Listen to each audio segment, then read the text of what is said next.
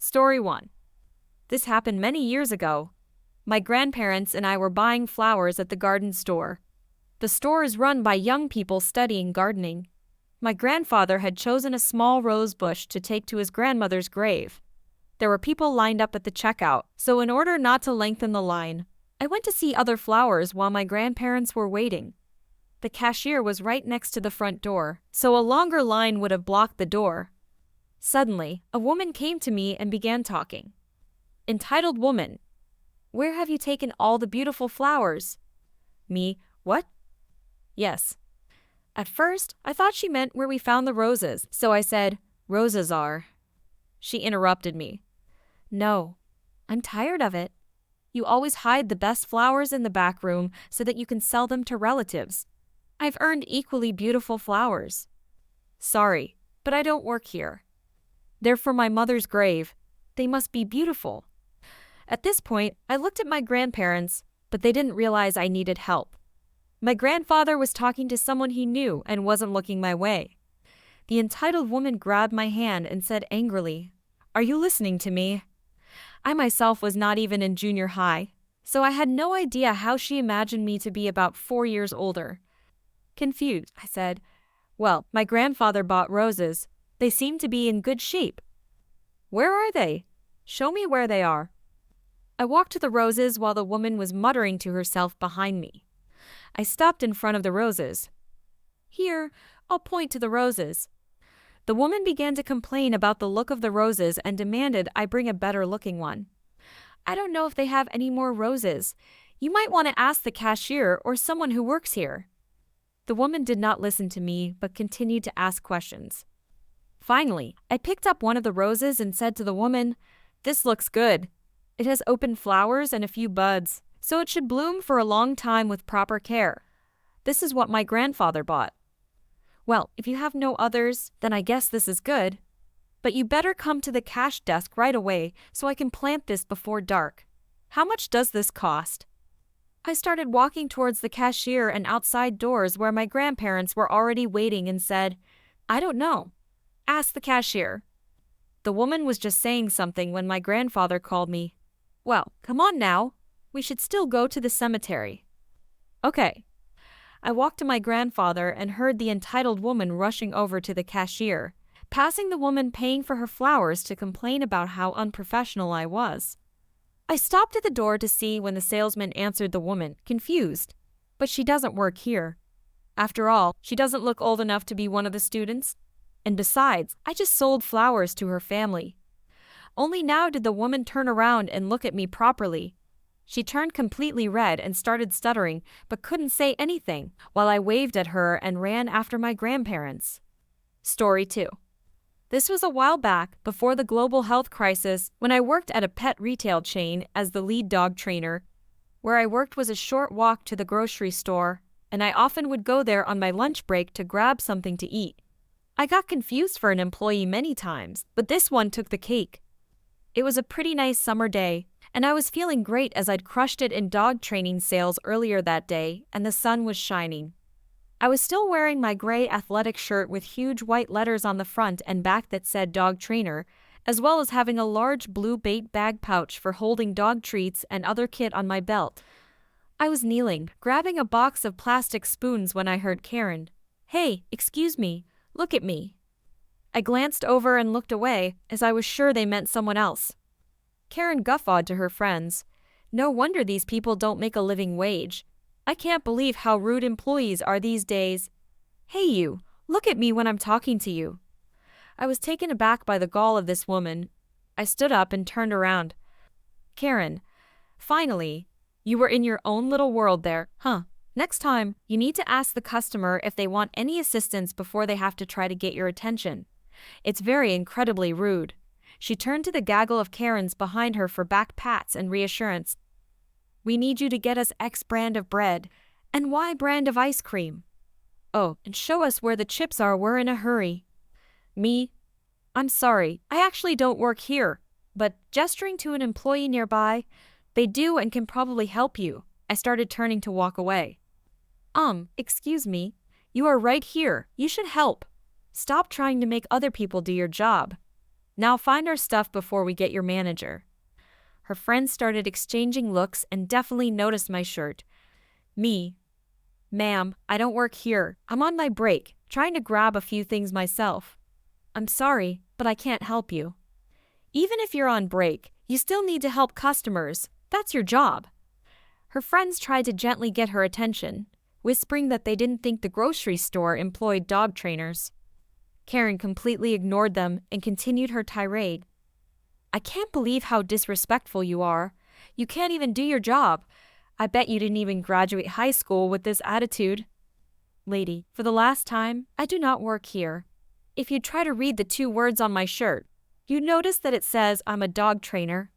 Dealing with difficult people is my job, so unless you're going to start paying me, I have better things to do.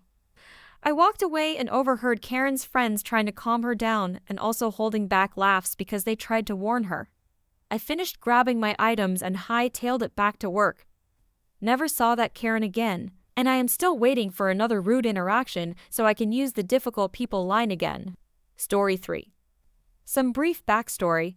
I retired from the Brown Truck Company, so anything you order online, we will deliver as long as it's under 150 pounds. I had 2 big boxes leather side chairs and 1 really big box leather love seat for a residential address. I was putting the second chair on a side porch because it's covered and the driveway ends there when an older woman came out the side door. It was a pretty nice house, and she didn't look like our favorite femme fatale Karen, so I started back to my truck to get the love seat on my 2-wheeler. I heard the dreaded, "Excuse me." "Yes?" "I need this furniture in my den, the old furniture in my garage." "Yeah, okay." I started putting the last box on her porch when I got the, "Well, are you going to do it?" "No." What came next was a torrent of profanity that would make a sailor blush. Getting called lazy and stupid for the last time, I yelled at her. I don't work for the local furniture store or Amazon, and the reason the local furniture store charges you more is because they deliver it inside your house. That went over like something unpleasant in the punch bowl.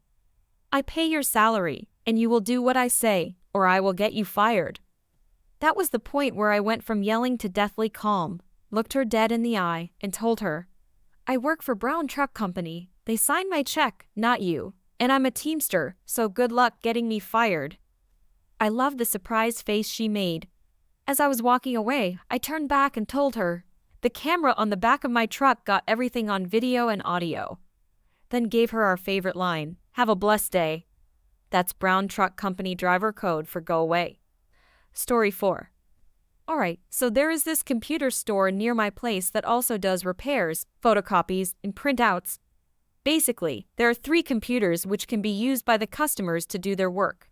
So, I had to take a print out of my friends and my projects which we had to submit the very next day. My friend and I got to the store, and I connected the pen drive with our projects.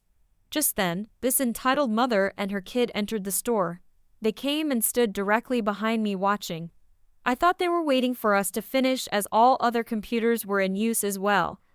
My friend had a picture in his project missing, so we decided to copy-paste one from the internet. After I did that, I turned to him and asked, "Is this okay?" And he nodded. I clicked the print button, and the printer came to life. Suddenly, the entitled woman tapped me on the shoulder. I turned around. Yes, and the conversation went as follows. The entitled mother handed me a paper. I need this paper photocopied. Do it fast. I haven't got much time. Me. Ma'am, I'm sorry, but I can't do that. You see, What? This paper is really important. It's for my darling daughter over here, and it needs to be photocopied, so do it now. Ma'am, I don't even know how to operate that machine, and She cut me off again and started screaming. What? You can't operate a simple machine? You're lying. Get to work and help my daughter. I saw you helping that kid, she points at my friend, who I forgot to mention, has a baby face. Over there, so help my daughter. My friend and I looked at each other. Me now annoyed. He's my friend, and I don't work here. Liar, you lazy piece of trash. By now, she had everyone's attention. The owner, who was all the way inside the store, kind of big store, came running over. I am the owner. How can I help you, ma'am? Well, you could start by firing this lazy employee. Disgusting. Ma'am, with all due respect, he really doesn't work here. He's just a customer. Her face changed. It was amazing to watch. What happened next was even more amazing. Well, I didn't know. You should dress better, young man. The store doesn't have a specific uniform. What the heck? I need to get this photocopied. Sorry, ma'am, but the photocopy machine isn't working. We will have it running by tomorrow. She lost it. She screamed and screeched and then hit the photocopy machine and threw a few boxes with computer tech in them. The owner kicked her out, but not before calling the cops and making her pay for all the damage. She has been banned from the store as well. Story 5. A few years ago, I started a job with a temp agency. Unfortunately, I had 5 days of work over the space of 5 months at minimum wage. It doesn't take a genius to know this wasn't enough to get by. I found myself another job with guaranteed minimum hours a week. As soon as I got this new job, I quit the temp agency. About a month later, the temp agency called me out of the blue and asked if I could do another shift. I told them I had already quit, and they said they had no record of this, so I quit again. A few months later, I had another phone call and went through the same thing again. This time, I asked them to remove my contact details from their files. Over the space of 18 months, I had to quit about 6 times asking for my contact info to be removed 5 times, and a friend decided to try and put a stop to the nuisance calls and messages by emailing them the same thing. I also blocked their number.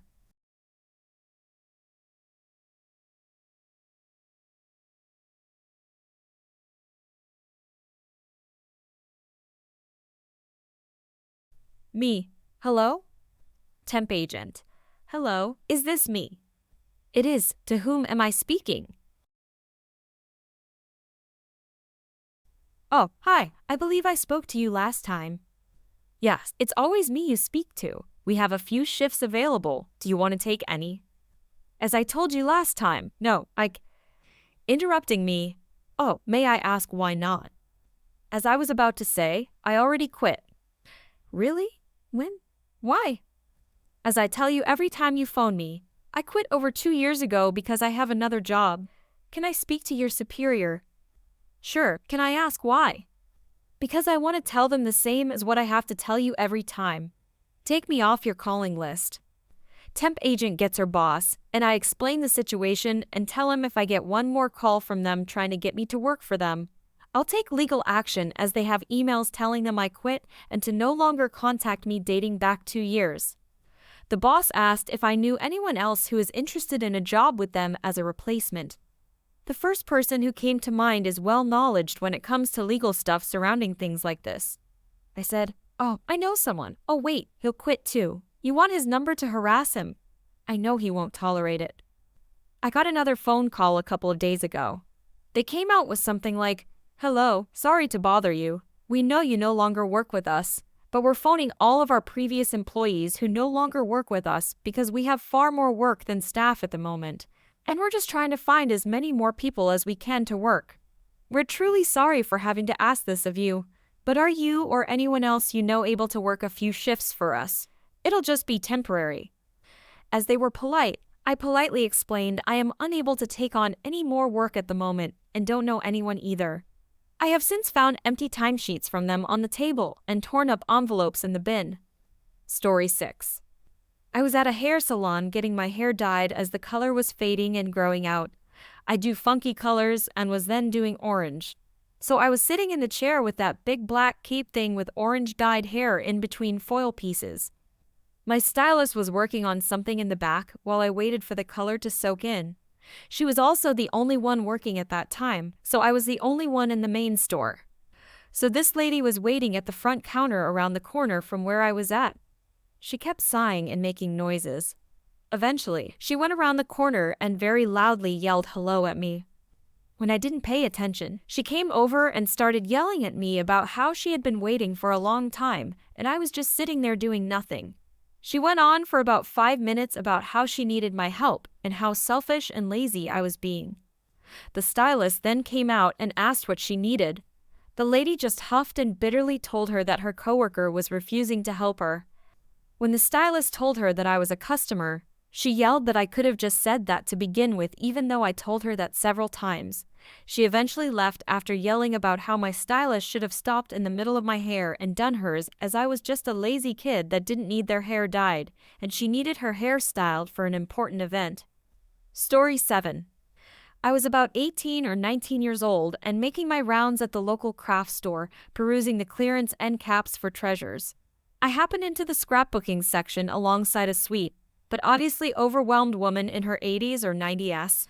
We shared some amiable chit-chat, and she confessed that she was in over her head with a project for her granddaughter's wedding invitations. She'd agreed to help make them, and was trying to find the see-through paper with no luck and was so forlorn.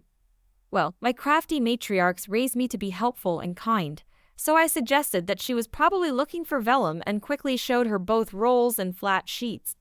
She was overjoyed and thanked me profusely. We parted ways, and I had that warm, fuzzy feeling that comes with doing a good deed. Then, a dreaded Karen swooped down upon me. "Karen, you, come here." She literally grabbed my shoulder and dragged me to the next aisle. "You are out of these scrapbooks, and I demand you bring me one from the back." Mimi, thinking fast, put on my sweetest customer service face. "Ma'am, follow me." I led her to the swinging doors that led to that magical wonderland known as the back room. "If you stand here long enough, someone who works here will surely be happy to help you." I flashed my sweetest, kindest smile again, turned upon my heels and walked away, leaving her dumbfounded in my glorious wake. Ah, sweet petty victory.